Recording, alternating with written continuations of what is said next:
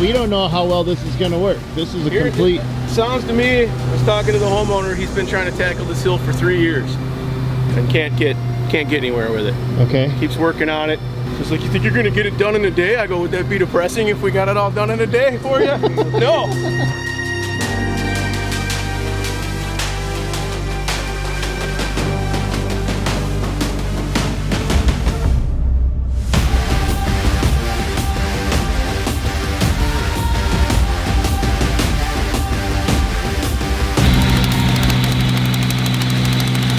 You can actually see the bottom part is totaled out. That thing is done. This was about as impossible as a job could get. A 2-to-1 slope that you could barely stand on. Brush that was 7, maybe 8 feet tall, but it wasn't just brush. It had stumps and logs buried and littered throughout. And then plus on top of that, washouts that you could not see at all. So the first step is to get the Ventrac ready to clear the slope so that then we can bring in a skid loader and scrape the slope down to turn this brush heap into a yard. Let's see how this goes. The property hasn't been mowed in 3 years, but it's not flat level ground. It's on a super steep hill with a swamp at the bottom, stumps and logs buried throughout, with a septic system in the middle, which keeps us from using really big equipment. So the first thing we do is get the Ventrac ready to go. I'm gonna raise it up to 7 inches. Talking with Steve from Ventrac says, if you hit stumps, it's gonna have a bad day. Yeah. So you think the stumps are lower than 7 inches? No, but at least it's giving us a little bit of a. And he says it's not really good for trees either. So okay. We'll have to cut them down too. But he says I've cut them down with it. At least if we put it up to 7 inches, we might clear some rocks or something that we don't see. Rocks, yeah. Rocks are really killer. And yeah. All right, so let's raise it up. How do you do it? Just move these back pins to 7 or to F, and now once we get the machine hooked up, we gotta just take the wheels and move them down. So I just gotta unbolt them. I got tools here, so not that big of a deal. So you got to unbolt the wheels to move them down. Yeah. What's it set at right now? Set at 4 inches. 4. Okay. Well, we'll see. We don't know. We don't know how well this is going to work. This is a complete. Sounds to me. I was talking to the homeowner. He's been trying to tackle this hill for 3 years and can't get anywhere with it. Okay. Keeps working on it. Grows back. So. Let's see what this thing can do for him and the tiller attachment. How far down does he get it when he's trying to tackle it? I think he clears it out. He had some bigger trees taken down last time I was here. Okay. He says he's been working on it for a while now. So it's like, you think you're gonna get it done in a day? I go, would that be depressing if we got it all done in a day for you? No, but it's taking him a long time. So let's see.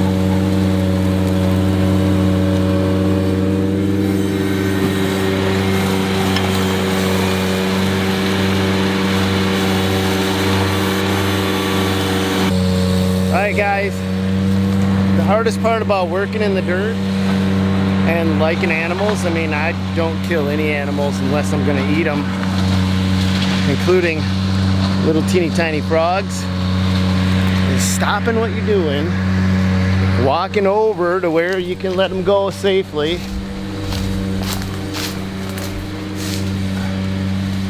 and putting them where they're gonna be okay. I do this for toads, snakes, everything.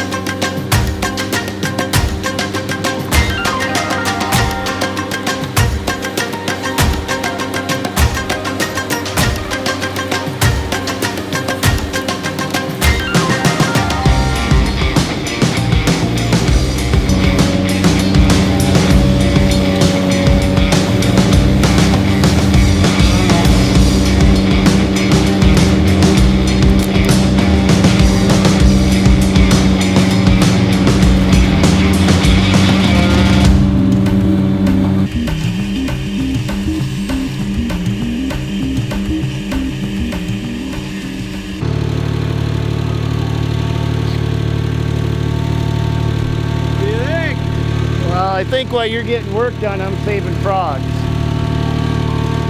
What's that? I said I think while you're getting work done, I'm trying to save frogs. A lot of frogs down there, huh? Yeah. Tree frogs too. How many? I had 3 in my hand at one time. I like those little tree frogs. I do too. You don't see them that often. So what do you think? I don't know what to base it off, judge it off of, you know, if I'd be faster with the skid steer and an attachment in there, probably. Or would I get up and down? You definitely need tracks. Yeah. There's so many hidden stumps and stuff down there, so you don't know what you're going over. No, and I think clearing it once is good, and then go over the second time just to get it knocked down, and then you can aerobate it and see if that actually does anything. Yeah, I was thinking of going over next time, you know, get this top half and then take the skid steer with the bucket, move some of the bigger stuff out of the way. Oh yeah. There's a cliff down on the other side, so I just don't want to go. Do we have to do below that cliff? We can push all the brush right over the side of the cliff. Yeah, we can go down and around there. How long have I been at this? Half hour? Something like that, yeah. But first time running it, you're not familiar with it. No. And you're being careful. You don't feel like tipping and dying. I don't feel like breaking something, hitting the blades on a big stump, you know? Yeah. You know, good. Yeah.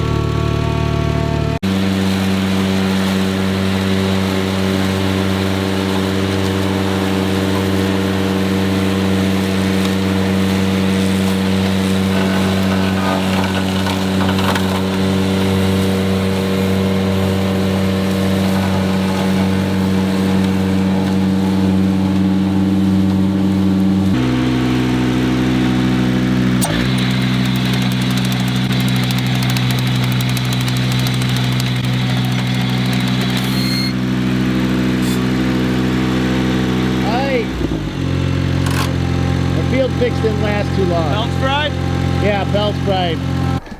When it's had enough, it's had enough. All right, let's go see if we got another one. Looked like one portion of that belt was skinnier. Yeah, it was fried. It's fried. It's not, you can actually see the bottom part is totaled out. That thing is done. All right, well, we're just gonna borrow another belt from the Aerovator. Which one's wore out? I don't know. I can't tell.